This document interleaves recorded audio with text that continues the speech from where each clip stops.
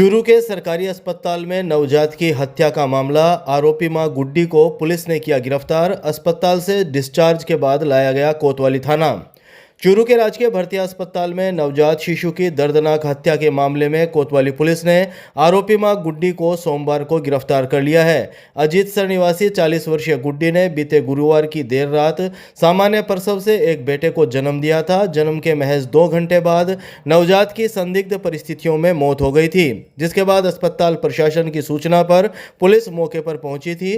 Postmortem report में नवजात की मौत गला घोंटने से होना सामने आया। पहले नवजात का मुंह दबाया गया, उसके बाद गला घोंटकर उसकी हत्या कर दी गई।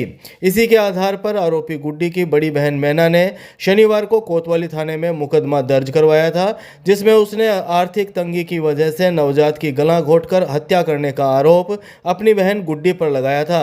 मामले की गंभीरता को देखते हुए कोतवाली थाना पुलिस ने त्वरित कार्रवाई कर जांच शुरू की और अस्पताल से डिस्चार्ज होने के बाद उसे गिरफ्तार कर लिया। चिकित्सकों के अनुसार प्रसूता की हालत सामान्य है। कोतवाली सीआई सुखराम चोटिया ने दोपहर 12 बजे करीब बताया कि पोस्टमार्टम रिपोर्ट और दर्ज मुकदमे के आधार पर आरोपी महिला गुड्डी को गिरफ्तार किया गया है। उन्होंने बताया कि अजीतसर निवासी मैना देवी ने रिपोर्ट दी थी कि गुड्डी उसकी छोटी बहन है, जिसकी शादी उसके देवर ताराचंद के साथ 24 साल पहले हुई थी। गुड्डी पहले से 4 बच्चों की मां है। उसका पति ताराचंद 10 साल पहले ब्रेन हेमरेज के बाद विकलांग हो गया था। तब से वह चारपाई पर पड़ा है। परिवार की आर्थिक हालत खराब होने की वजह से गुड्डी मानसिक रूप से परेशान रहती थी। इसी बीच 6 नवंबर 2025 की रात करीब 11 बजे प्रसव पीड़ा होने पर उसे राजकीय भर्ती अस्पताल लाया गया था, जहां देर रात सामान्य प्रसव के द्वारा बेटा पैदा हुआ। 3 साल पहले गुड्डी के एक बेटा हुआ था, जिसके बाद से उसका पति मानसिक रूप से बीमार भी रहने लगा।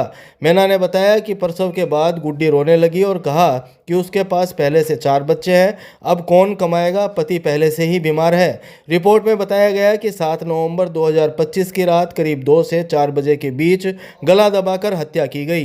पुलिस ने रिपोर्ट के आधार पर गुड्डी के खिलाफ हत्या का मुकदमा दर्ज कर लिया था। अब आरोपी महिला को कोर्ट में पेश करने की कार्रवाई की जा रही है। NH52 ढाडर गांव के पास ऑक्सीजन गैस से भरा टैंकर पलटा। कार बचाने के प्रयास में बिगड़ा संतुलन।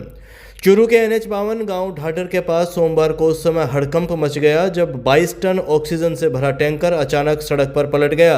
गुजरात से हिसार की ओर जा रहा यह टैंकर निर्माणाधीन ROB के पास पहुंचा तो सामने आई एक कार को बचाने के प्रयास में ड्राइवर का संतुलन बिगड़ गया और वाहन हाईवे पर जोरदार धमाके के साथ एक तरफ पलट गया। हादसे में अलवर के गांव शीतल निवासी टैंकर ड्राइवर 32 वर्षीय समयदीन घायल हो गया। मौके पर मौजूद लोगों ने उसे एम्बुलेंस की सहायता से अस्पताल पहुंचाया, जहां उसका उपचार जारी है। हादसे के तुरंत बाद आसपास के वाहन चालकों और राहगीरों में दहशत फैल गई। कुछ ही मिनटों में सड़क के दोनों तरफ जाम लग गया। सूचना पर सदर थाना के ASI गिरधारी लाल सैनी में जाप्ता मौके पर पहुंचे और स्थिति को नियंत्रित किया। नगर परिषद की दमकल और एम्बुलेंस को भी एहतियातन बुलाया गया। पुलिस ने हाईवे पर सुरक्षा के मद्देनजर ट्रैफिक डायवर्ट करवाया। विशेषज्ञों की मौजूदगी में टैंकर की जांच की गई और किसी भी तरह का रिसाव नहीं मिलने पर उसे क्रेनों की मदद से सीधा करवाया गया। करीब 2 घंटे की मशक्कत के बाद जाम खुलवाया गया। गनीमत यह रही कि टैंकर में गैस होने के बावजूद बड़ा हादसा होने से टल गया। पुलिस ने मामला दर्ज कर आगे की कार्रवाई शुरू कर दी है। फिलहाल स्थिति पूरी तरह नियंत्रण में है और टैंकर को सुरक्षित स्थान पर खड़ा कर दिया गया है। विशेषज्ञों का कहना है कि ऑक्सीजन टैंकर दुर्घटनाओं में विशेष रूप से खतरनाक माने जाते हैं। इनमें भरी गैस सामान्य ऑक्सीजन होती है, लेकिन किसी भी रिसाव, घर्षण या स्पार्क की स्थिति में विस्फोट हो सकता है।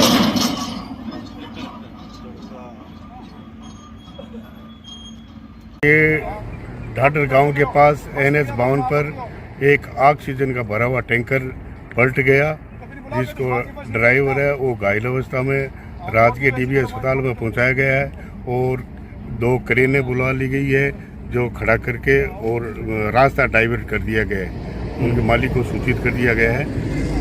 कितनी ऑक्सीजन भरी हुई है, कहां से कहां जा रही थी? ये 22 टन बता रहे हैं। और कहां से कहां जा रहा था टैंकर? ये हरियाणा जा रहे थे। पंडित दीनदयाल उपाध्याय मेडिकल कॉलेज में प्रिंसिपल डॉक्टर MM पुकार का भाईचारा ग्रुप ने किया सम्मान।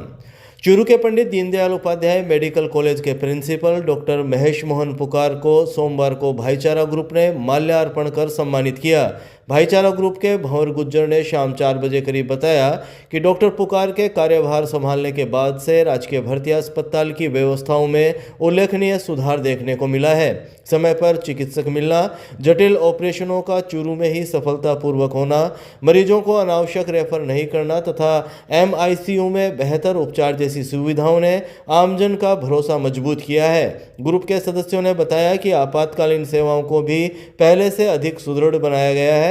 सर्व समाज के लोग मेडिकल कॉलेज पहुंचे और डॉक्टर पुकार का माल्यार्पण कर अभिनंदन करते हुए कहा कि उनके नेतृत्व में अस्पताल जनहित में महत्वपूर्ण कदम उठा रहा है। भाईचारा ग्रुप की ओर से सुझाव दिया गया कि मरीजों की जांच रिपोर्ट समय पर उपलब्ध कराई जाए तथा रिपोर्ट तैयार होने पर मरीजों को मोबाइल पर मैसेज के माध्यम से सूचना भेजी जाए ताकि उन्हें बार बार चक्कर न लगाना पड़े। भाईचारा ग्रुप के भंवर गुज्जर ने बताया कि स्वास्थ्य सुविधाओं में यह सुधार आमजन के लिए बड़ी राहत है और डॉक्टर पुकार की कार्यशैली चिकित्सा सेवाओं को नई दिशा दे रही है। सम्मान समारोह के दौरान सभी सदस्यों ने अस्पताल प्रबंधन को बेहतर स्वास्थ्य सेवाएं बनाए रखने के लिए धन्यवाद भी दिया। सर, मेडिकल कॉलेज के प्रिंसिपल साहब जो पुकार साहब है, पिछले काफ़ी दिनों से हम लोग देख रहे हैं कि इन्होंने जो चूरू भर्ती हॉस्पिटल के लिए जो कार्य कर रहे हैं, आमजन में जो इनके लिए भावना है, उसी भावनाओं को देखते हुए हम आज हमारा जो भाईचारा ग्रुप है, भाईचारा ग्रुप से हमने हार्टली दिल से हमारी इच्छा हुई कि ऐसे आदमी जो हमारे चूरू को हॉस्पिटल के मामले में और में जो आम आदमी, जो गरीब से गरीब आदमी जो उसके लिए भी इतने एक्टिव रहते हैं, इस मामले में आम आदमी के मुंह पे इनकी चर्चा थी। आज हमें भी दिल से हुआ कि एक बार जाके इनका स्वागत, ऐसे महान आदमी का हम स्वागत करें। तो हम आज हमारे दिल से हमारा जो भाईचारा ग्रुप है उससे स्वागत किया है और हॉस्पिटल में आगे जो भविष्य में बहुत सी बातें हमने की है, जिसमें कुछ कमियां भी है और है, उसको भी पूर्ति करेंगे। हम भी आज के बाद इनके साथ लग के, जो पहले हमारी जो टीम थी, जो 5-7-10 दिन पूरी टीम थी चूरू शहर में, आपने भी देखा होगा, बहुत सा काम किया हमने। अब आज के बाद हम भी इनके साथ लग के भर्ती हॉस्पिटल को जो बुलंदियों पे पहुंचा सके, ऐसा कार्य हम आज से इनके साथ रह के करेंगे। लौह पुरुष सरदार वल्लभ भाई पटेल की 150वीं जयंती पर इंद्रमणि पार्क में समारोह आयोजित। जिला कलेक्टर ने कहा, सरदार पटेल के आदर्शों पर चलकर आत्मनिर्भर भारत का निर्माण करें। लौह पुरुष सरदार वल्लभ भाई पटेल की 150वीं जयंती के उपलक्ष्य में सोमवार को चूरू के इंद्रमणि पार्क में एकता समारोह आयोजित किया गया। जिला कलेक्टर अभिषेक सुराणा के मुख्य आतिथ्य में आयोजित कार्यक्रम में SP जय यादव, भाजपा जिला अध्यक्ष बसंत शर्मा, भाजपा महामंत्री अभिषेक चोटिया, सुशील लाटा सहित अतिथियों ने सरदार पटेल के चित्र के समक्ष दीप प्रज्वलन कर श्रद्धांजलि अर्पित की और कार्यक्रम का शुभारंभ किया। सूचना एवं जनसंपर्क विभाग द्वारा दोपहर 2:30 बजे करीब जारी प्रेस नोट के मुताबिक समारोह को संबोधित करते हुए जिला कलेक्टर अभिषेक सुराणा ने कहा कि सरदार पटेल के आदर्शों पर चलकर हम अपने नागरिक दायित्वों को समझें तथा भारत को स्वच्छ, आत्मनिर्भर, सशक्त और विकसित भारत बनाएं। उन्होंने कहा कि देश की उन्नति के लिए युवाओं का योगदान अहम है। सच्ची एकता तभी संभव है जब हम सभी में अच्छी नागरिक भावनाएं विकसित हों। सुराणा ने कहा कि हमारे सेनानियों ने हमें आज का भारत देने के लिए कठोर यातनाएं सही हैं। हम उनके बलिदानों को याद रखें और देश के लिए अपना संपूर्ण योगदान दें। हम सभी में मैं क्या और मुझे क्या की भावना का त्याग करके देश मेरा, मैं देश का की भावना को आत्मसात करना होगा। हम सब मिलकर भारत को विकसित राष्ट्र बनाने के संकल्प को सार्थक करें। SP जय यादव ने भारत की आज़ादी में सेनानियों के बलिदानों को याद करते हुए कहा कि हमारे महापुरुषों ने हमें स्वतंत्र भारत दिया। उन्होंने युवाओं को प्रेरित करते हुए कहा कि युवा मोबाइल और नशे की लत से दूर रहकर अपने भविष्य को उज्जवल बनाएं। युवा साइबर अपराधों के बारे में जागरूक रहें तथा खेलकूद और शिक्षा को प्राथमिकता देते हुए समाज में सकारात्मक भूमिका निभाएं। भाजपा जिला अध्यक्ष बसंत शर्मा ने कहा कि भारत नौजवानों के कंधों पर खड़ा है। प्रधानमंत्री नरेंद्र मोदी तथा मुख्यमंत्री भजनलाल शर्मा के नेतृत्व में हम भारत और राजस्थान को विकसित बनाने के संकल्प पर आगे बढ़ रहे हैं। सरदार पटेल ने हमें एकता के बंधन में बांधा और संविधान ने हमें अधिकार दिया। युवा पीढ़ी सदाचार, स्वच्छता, अनुशासन और परस्पर सम्मान से मूल्यों को अपनाकर एक सशक्त, विकसित और आत्मनिर्भर भारत का निर्माण करें।